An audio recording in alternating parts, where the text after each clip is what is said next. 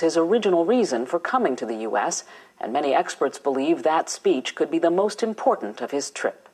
Kim Lawton takes a look at the unique role the Pope and the Vatican play on the world stage. Soviet leader Joseph Stalin was once questioned about the influence of the Vatican. Stalin is famously said to have replied, "The Pope, how many divisions has he got?" The answer, as it turns out, is more than Stalin and many others might have guessed. Experts say the Pope and the Vatican wield considerable global influence. They don't have economic engines they have to feed. They don't have armies. They don't have land. The Vatican is only 106 acres. It's the smallest nation state in the world, but it is a huge moral, spiritual superpower. In questo momento. As the Bishop of Rome, Pope Benedict XVI is a spiritual head of the Roman Catholic Church worldwide. But he also wears another hat, head of state for the independent territory of Vatican City and the Catholic Church's government, called the Holy See. It's the tension between those two roles that actually gives him a resilience on the international stage, that he doesn't just speak for a geopolitical unit, but also for a demographic within the world. The Holy See has played an active global role for centuries. It has permanent observer status at the United Nations and has all the rights of full UN membership. The Holy See has formal diplomatic relations with 177 countries around the world, including the U.S. Ambassadors, called apostolic nuncios, represent the Holy See from embassies like this one in Washington, D.C. The U.S. has sent an ambassador to the Holy See since 1984. The current U.S. ambassador at the Vatican is Harvard law professor Marianne Glendon, who took up her post in February. James Nicholson held the position from 2001 to 2005. I always said I practice moral diplomacy. During the more than 25 years of his pontificate, John Paul II dramatically raised the profile of the papacy on the international level and played a key role on many fronts, such as helping to bring down communism in Eastern Europe. Throughout his extensive travels, he was a vigorous global voice. Benedict has continued that advocacy, which experts say reflects foundational Catholic beliefs. But times have changed since John Paul became Pope. We don't have the Soviet Union anymore. What we have is the problems in the Middle East, which is where Pope Benedict has been directing his attention. The personalities have also changed. Whereas John Paul, if you look at the entire pontificate, was very much outwardly oriented toward the church and the world. But Benedict again generated controversy in the Islamic world on the Saturday before Easter, when he baptized a prominent Muslim journalist at a service in St. Peter's Basilica.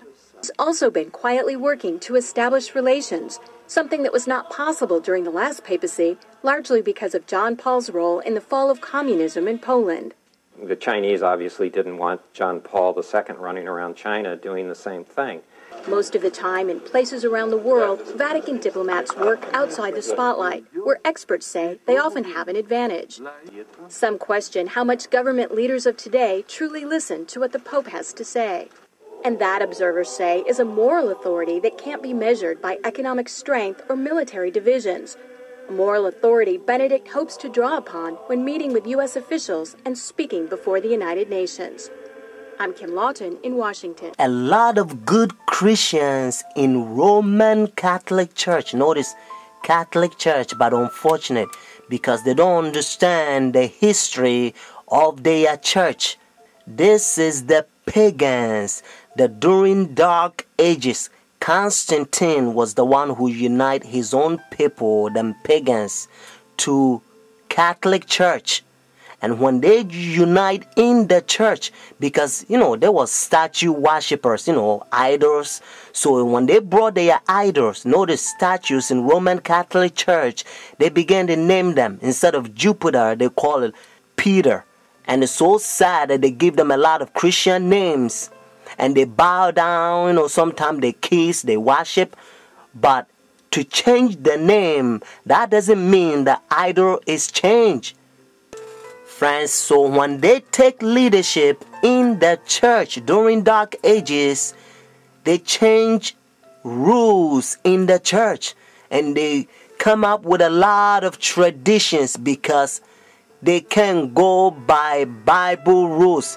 Because like I said, there was pagans. According to 10 Commandments, you don't have to bow down images and statues. If you look Roman Catholic Church, they are 10 Commandments. The second commandment that talks about images, they remove that.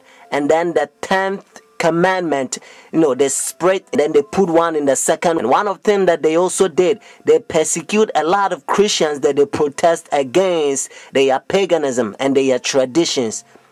Protestants, Sunday churches, they persecute them, a lot of them. So that's why their forefathers, they ran from persecution and they came to United States and they find free land. So now we're going to go to Revelation chapter 13 and you're going to learn a beautiful Bible prophecy. Revelation chapter 13 has two beasts. Notice the first beast is Roman Catholic Church. And then the second beast is United States. In verse 11 and 18, they unite with Roman Catholic Church. Let's find out who gave the power to Roman Catholic Church. Notice Revelation chapter 13 verse 4. So they worship the dragon who gave authority to the beast. And they worship the beast, saying, who's like the beast, who is able to make war with him. Friends, according to Revelation chapter 13, we know that the dragon gave the authority, the power to this beast. And according to Revelation chapter 12 verse 9, the Bible helps us to understand that the dragon is the old serpent called the devil and Satan. Notice what it says in verse 11 and 12. Notice the same chapter, Revelation chapter 13. Then I saw another beast coming out of the earth, and he had two horns like a lamb, and spoke like dragon. And he exercised all the authority from the first beast in his presence, and caused the earth and those who dwell in it to worship the first beast, whose deadly wound was healed. Just in case if you're thinking about any country, they don't fit. Whether it's China, India, Iraq, or Africa, they don't fit. That's what it says in verse 12. He exercised all the authority. Notice from the first beast, Roman Catholic Church, because when they ran from persecution, they came over here. They don't want to have anything to do with Roman Catholic Church because they used to persecute them, friends. That's what it says. And again, I want you to get this so that you will know that it's the United States. Verse 12, he exercised all the authority from the first beast. But unfortunately, the same verse 12 says, and caused the earth and those who dwell in it to worship the first beast, whose deadly wound was healed. So United States is going to cause the whole world to worship Roman Catholic Church. And that's why now they already have pagan sun worship day, Sunday worship, the Roman Catholic Church. They changed God's holy Sabbath from Saturday to their pagan sun worship day, Sunday worship. So whenever they enforce the law, friends, if you think, well, because I'm not going to buy, I'm not going to sell, and the things is going to be hard, and you don't believe in God, and you doubt his power, if you doubt God who created you, the one who holds your breath, and if you doubt his power, and if you go by the pagan sun worship day, behind the scene is the devil that wants you to worship him, at that time probation will close. Your decision is made. You will be doomed. Revelation chapter 14, God placed a fearful curse on those who receive the mark of the beast, those who worship the devil. But friends, have faith. Jesus Christ will send his angels. Sometimes they will come as a form of mankind, and they will give you a food in the time of trouble. Hebrews chapter 4 verse 7 to 11. Notice what Bible says. And again he designated a certain day, saying in the David, today, after such a long time as it has been said, today, if you will hear his voice, do not harden your heart. For if Jesus has given them rest, then he will not afterward have spoken of another day.